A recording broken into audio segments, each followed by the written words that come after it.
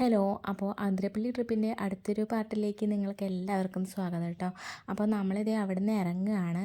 ഇതിങ്ങനെ നിങ്ങൾക്ക് വല്ലാതെ ബോറടിക്കാതിരിക്കാൻ വേണ്ടിയിട്ടാണ് ഇടയിൽ ഞാൻ വേറെ വീഡിയോസും കൂടെ ഇടുന്നത് കേട്ടോ.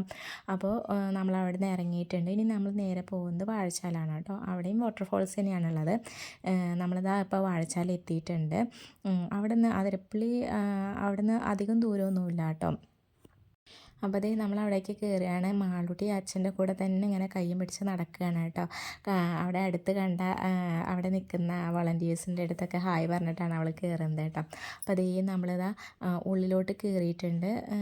അവിടുത്തെ പോലെയല്ല കേട്ടോ, ഫുൾ ഇതേ കുട്ടികൾക്ക് കളിക്കാനുള്ള കുറച്ച് സ്പേസൊക്കെ ഉണ്ട് കേട്ടോ. ഇവിടെ പാർക്ക് പോലെ ചെറിയൊരു പാർക്കാണ്, വലിയ കാര്യമായിട്ടൊന്നുമല്ല. എന്നാലും വരുന്ന കുട്ടികൾക്ക് ബോറടിക്കാതിരിക്കാൻ വേണ്ടിയിട്ടുള്ള കാര്യങ്ങളെല്ലാം അവരവിടെ ചെയ്ത് വെച്ചിട്ടുണ്ട് കേട്ടോ. നല്ല ഭംഗിയാണ്. നമുക്ക് ഈ ബുഷൊക്കെ ഇങ്ങനെ സൈഡിൽ വെച്ചിട്ടുള്ള ആ ഒരു വഴി കാണാനായിട്ട് നല്ല രസമുണ്ട്.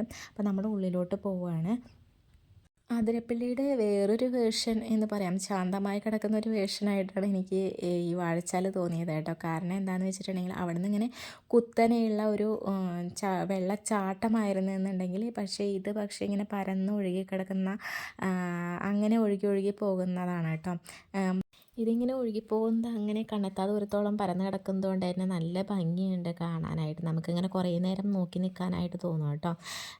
പിന്നെ ചുറ്റുമുള്ളത് എന്താണ്, ഈ തുറന്ന് നിൽക്കുന്ന വനങ്ങളൊക്കെയാണ് ഉള്ളത്.